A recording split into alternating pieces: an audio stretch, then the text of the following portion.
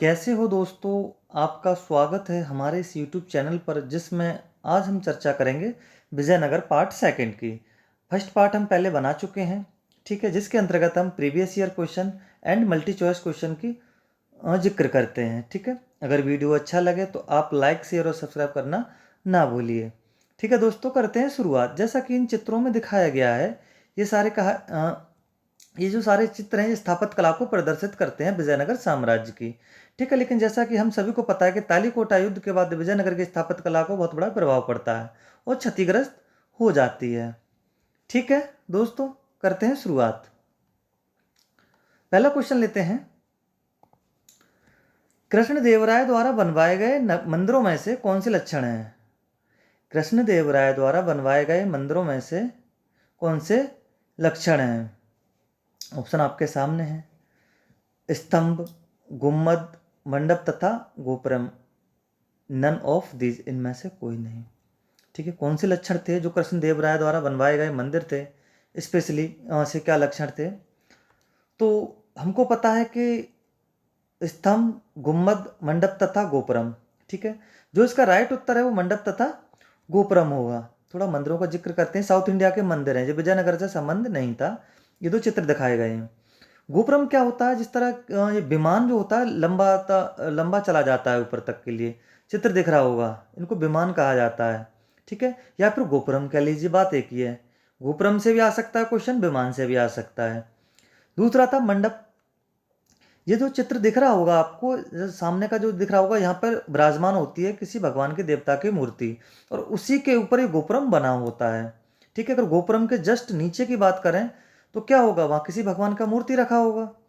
मूर्ति से बाहर जो बरामदा जैसा होता है वहाँ क्या होता है? मंडप होता है। और इसी के मंडप के अनुसार ही शादियों के जो मंडप बने हैं ना, इसी का ही प्रारूप कहा जाता है। ठीक है, मंडप। और ये भी मंडप हुआ करते थे क्योंकि लोग यहाँ बैठते थे और अपनी आराधना को करते थे। ठीक है दोस्तों, करते हैं अगला क्वेश्चन। अगला क्वेश्चन है, निम्नलिखित में से कौन सा खेल विजयनगर साम्राज्य में सर्वाधिक प्रचलित था? ऐसा कौन सा खेल था जो विजयनगर साम्राज्य में सर्वाधिक प्रचलित था? कुश्ती था, पोलो था, या धनुर्विद्या था, या इनमें से कोई नहीं। ये ध्यान रखना, विजयनगर साम्राज्य में सर्वाधिक जो खेल था, प्रचलित था, कौन सा था? कुश्ती, जिसको मल्लयुद्ध भी कहा जाता है। ठीक है, अगला क्वेश्चन करते हैं। पुर्तगालियों से कृष्णदेवराय का संबंध का कारण क्या था? जो पुर्तगाली जो लोग थे, कृष्णदेवराय का उनसे संबंध का कारण क्या था? मेन रीजन क्या था? पहला क्वेश्चन था पुर्तगालियों को जल शक्ति, आदिल शाह के साथ मित्रता, बीजापुर के साथ समान शत्रुता, या इनमें से कोई नहीं। जैसा कि हम सभी को पता है कि पुर्तगालियों की जल शक्ति तो थी, लेकिन इसका जो हम जिक्र जो पढ़ते हैं वो जाकर के आगे जाके पढ़ेंगे। ठीक है, कृष्णदेवराय के समथिंग इसकी जल शक्ति का इतना प्रयोग नहीं कर पाते हैं ये लोग अपनी अधिक से अधिक। ठीक है, आदिल शाह की मित्रता के साथ हो नहीं सकता, लेकिन इसका मेन रीजन क्या था? बीजापुर के साथ समान शत्रुता थी और इसी वजह से पुर्तगालियों को अपने साथ संबंध बनाने पड़े थे। ठीक है दोस्तों, अगला क्वेश्चन करते हैं। कितने राजवंशों ने विजयनगर में शासन किया था? कितने राजवंश थे जिन्होंने विजयनगर में शासन किया था? 2 थे, 5 थे, 4 थे, या इनमें से कोई नहीं। ये ध्यान रखना, विजयनगर पर शासन करने वाले राजवंशों की संख्या 4 होती है। संगम होता है पहला, फिर सुलभ होता है, फिर तुलभ होता है, लास्ट का होता है आरबीडू। ये क्रम भी आता है। ठीक है, अगला क्वेश्चन करते हैं हम लोग। विजयनगर में किस शासक ने अपने राजदूत चीन में भेजे? ऐसा कौन सा शासक था विजयनगर का जिसने अपने राजदूत चीन में भेजे थे? Harihar first, Bukka first, Harihar second and Devaraya second. तो किसने अपने राजदूत चीन में भेजे थे? बुक्का फर्स्ट ने भेजे थे। ठीक है, नेक्स्ट लेते हैं। विजयनगर के किस शासक ने अपनी सेना में 10,000 मुस्लिम घुड़सवार धनुर्धारियों को भर्ती किया था? ऐसा कौन सा शासक था जिसने 10,000 मुस्लिम घुड़सवारों तथा धनुर्धारियों को भर्ती किया था?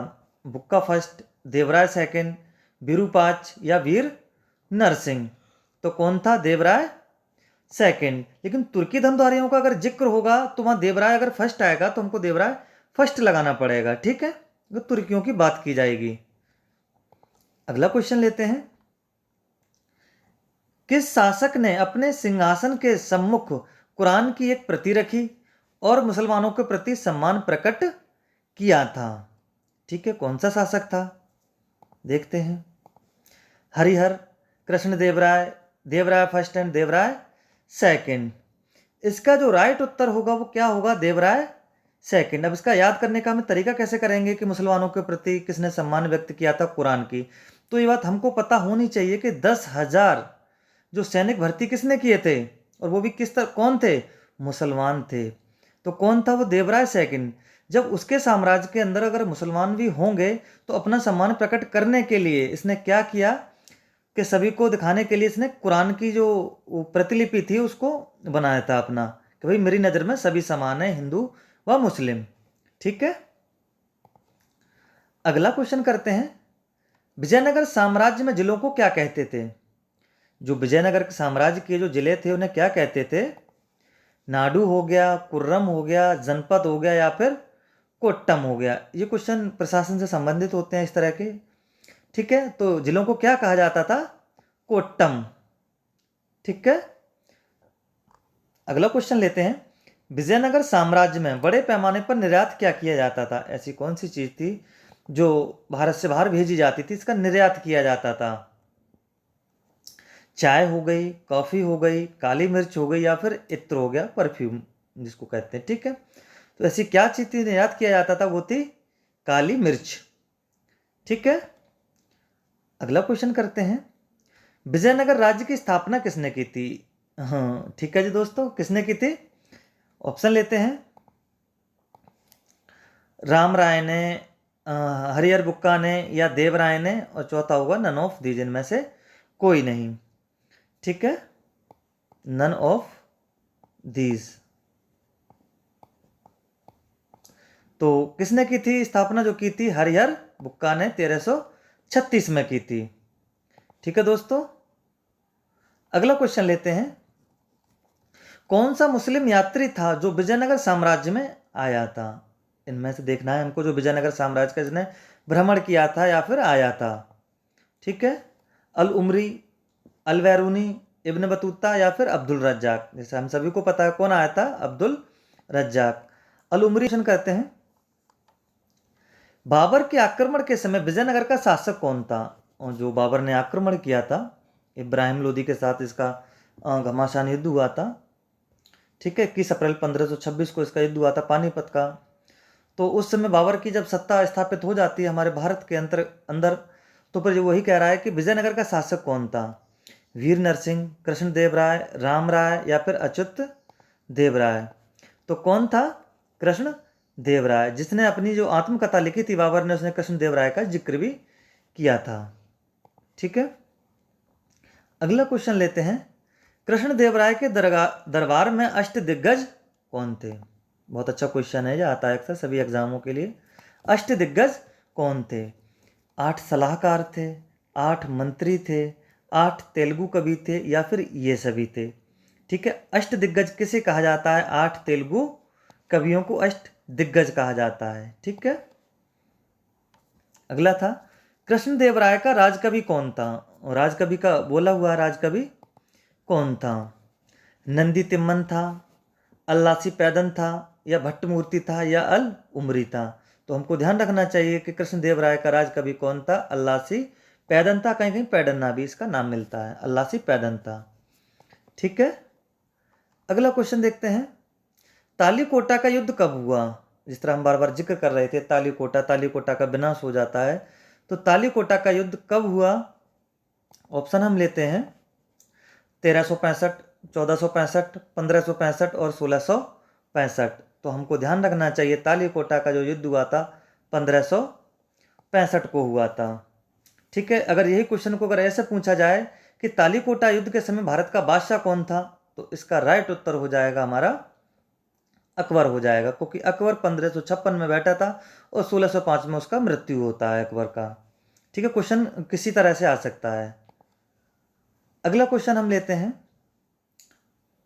किस विजयनगर शासक ने बहमनी सुल्तान फिरोज शाह से हारने के बाद अपनी पुत्री का विवाह कर दिया था? ऐसा कौन सा शासक था जो बहमनी सुल्तान फिरोज शाह के साथ उसका युद्ध होता है और हार जाता है, अपनी पुत्री का विवाह कर देता है।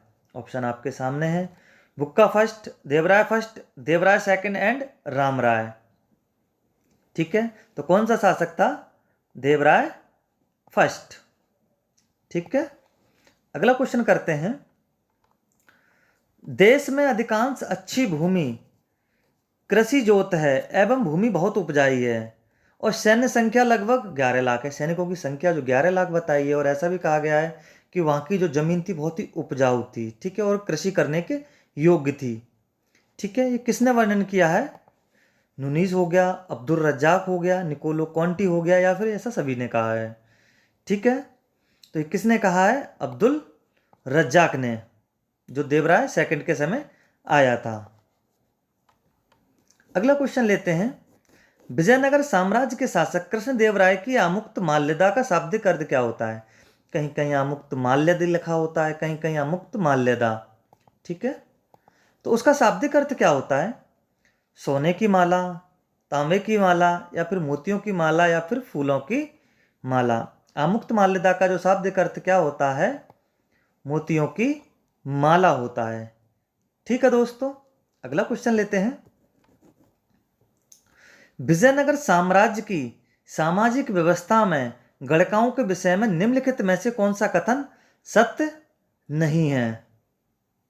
कौन सा क्वेश्चन सत्य नहीं है? इसका मतलब गलत कौन सा है? गलत हमको निकालना है। गणकाओं को समाज में महत्वपूर्ण स्थान प्राप्त था, ये तो हमको भी पता है, महत्वपूर्ण स्थान प्राप्त था। वे नाच गान में पारंगत थी, ये भी सभी को पता है। वे सार्वजनिक समारोह में भाग लेती थी, ये भी सभी को पता है। लास्ट रहता है, उन्हें प्रशासन के महत्वपूर्ण पदों पर नियुक्त किया जाता था। ये हमको ध्यान रखना चाहिए कि विजयनगर साम्राज्य में गणकाओं को सारे अधिकार थे एक तरह से, लेकिन उनको प्रशासनिक पदों पर नियुक्त नहीं किया जाता था। बस हमको ये ध्यान में रखना है।